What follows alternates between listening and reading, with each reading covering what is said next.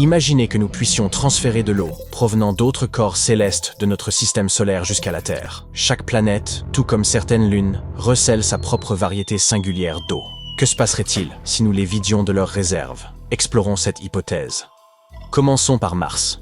La planète rouge, bien qu'elle ne puisse rivaliser avec la Terre en matière de station balnéaire, possède un atout remarquable, de l'eau à l'état solide. À ses extrémités, elle arbore de vastes calottes polaires, semblables à des coiffes de glace. La calotte boréale est composée d'un mélange d'eau et de dioxyde de carbone, tandis que l'australe se distingue par une composition majoritairement faite de glace d'eau. Si Mars abritait ses propres ours polaires, il s'y acclimaterait sans peine. Durant l'hiver, ces formations glacées s'étendent davantage, enrichies par le gel de nouvelles couches. À l'inverse, en été, elles se rétractent légèrement, une partie de la glace se sublimant alors en gaz. Il ne faut pas non plus négliger l'eau gelée enfouie dans le sol. Bien que la surface paraisse aride et rocailleuse, Mars dissimule sous sa surface des réservoirs de glace insoupçonnés. Qu'adviendrait-il si l'on amenait l'ensemble de cette eau martienne gelée sur notre planète? Le résultat ne serait pas aussi simple qu'il n'y paraît.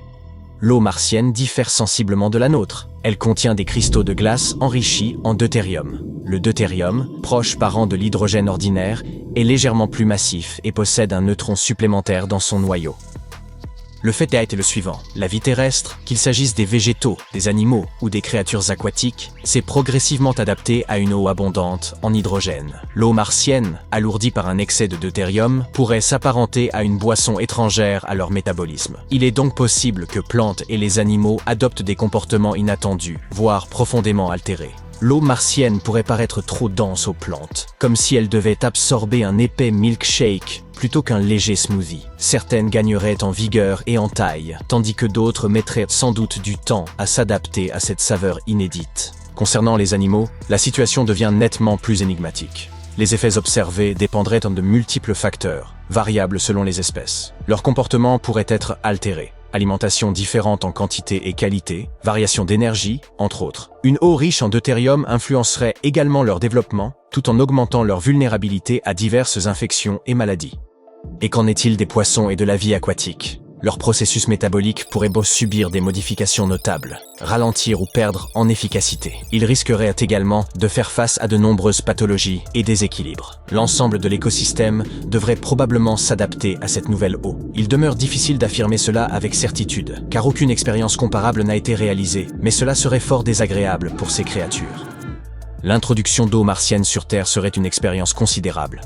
Notre planète est le théâtre d'une interaction délicate entre écosystèmes. Cela reviendrait donc à lancer un coup de pied dans une fourmilière. Mars n'est cependant pas le seul corps céleste de notre système solaire à posséder de l'eau. Celle-ci a également été détectée sur certaines lunes, comme Europe, l'un des nombreux satellites de Jupiter. Europe peut sembler n'être qu'un simple globe de glace en surface, mais sous cette croûte glacée se cache un océan mystérieux, plus secret qu'une carte au trésor. Cet océan, loin d'être un lieu de baignade ordinaire, est extrêmement froid et recouvert d'une épaisse couche de glace. Pourtant, malgré ce froid intense, les scientifiques estiment qu'il pourrait rester à l'état liquide grâce à un phénomène nommé chauffage par effet de marée. Ce dernier résulte de l'interaction rapprochée de deux objets dans l'espace. Par exemple, lorsqu'une lune gravite autour d'une planète, la force gravitationnelle exercée par cette dernière déforme la lune, la faisant s'étirer et se comprimer légèrement. C'est précisément cette déformation répétée qui génère de la chaleur. Ce phénomène produit de la friction interne à la Lune, ce qui empêche l'océan de se transformer en un bloc de glace gigantesque. Dans notre cas, cette énergie thermique est due à l'attraction exercée par Jupiter, dont la gravité est immense, sur Europe. Ce qui est encore plus fascinant, c'est que cet océan pourrait constituer un refuge pour la vie extraterrestre.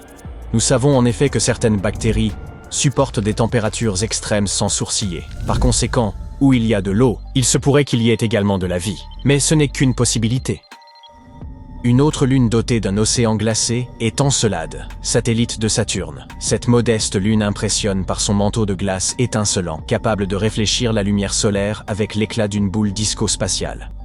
Imaginez que vous déambuliez sur Encelade et que soudain, un jet de vapeur d'eau surgisse du sol tel un geyser dans un parc aquatique.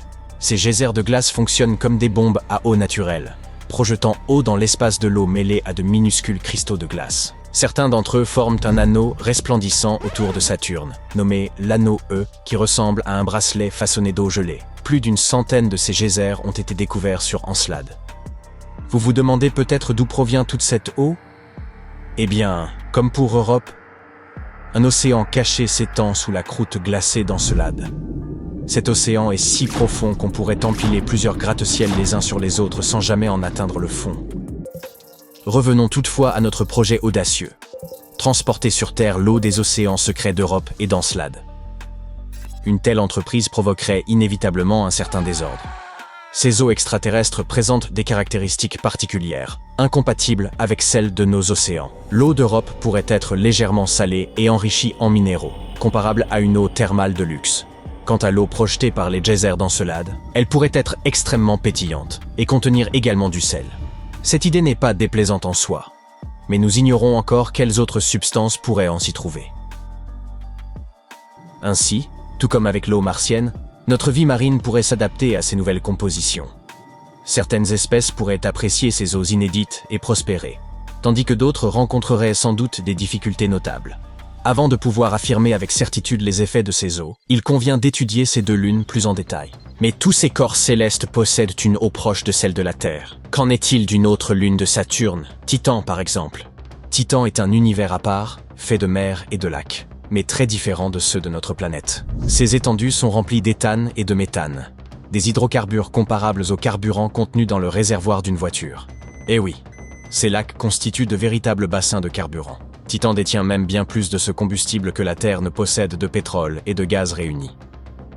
Il pourrait aussi contenir du propane, voire des traces d'autres éléments comme le cyanure d'hydrogène. Ce n'est pas un breuvage que vous souhaiteriez goûter. Ces lacs sont en outre extrêmement froids. Des pluies d'éthane pourraient peu à peu éroder le sol et former des cavernes souterraines. De plus, les lacs de Titan pourraient en contenir des bulles. Imaginez des bulles semblables à celles qui pétillent dans votre verre, mais à l'échelle d'une lune entière. Remplies de gaz azoté, elles pourraient éclater comme des feux d'artifice sur les lacs, façonnant les deltas fluviaux de Titan. Comme vous l'imaginez sans peine, ce liquide ne serait guère adapté à la Terre. Nos lacs et nos océans deviendraient comme des bassins exotiques d'hydrocarbures. Imaginez des étendues qui ne frémiraient plus sous le vent, mais qui scintilleraient, tel du carburant liquide. Nous devrions alors apprendre à vivre dans cet environnement inédit. En outre, sous nos conditions terrestres, les hydrocarbures des lacs de Titan pourraient se solidifier et se transformer en glace. Imaginez des blocs d'iceberg flottant sur ce qui fut autrefois nos océans. Il faudrait repenser nos bateaux pour naviguer entre ces icebergs. Par ailleurs, la pluie ne serait plus constituée d'eau, et les vents seraient bien plus violents que ceux auxquels nous sommes habitués. Nos villes, bâtiments et infrastructures auraient de grandes difficultés à résister à de telles conditions. Sans oublier que cette opération perturberait gravement nos écosystèmes. Les effets restent très incertains, mais ils ne seraient certainement pas favorables. Rappelons-nous que la Terre a affiné son équilibre aquatique au fil de milliards d'années. Modifier ce mélange fragile s'apparenterait à jouer avec un volcan. Apprécions et chérissons donc notre Terre si parfaite et son eau précieuse. Je porte un toast à cette idée.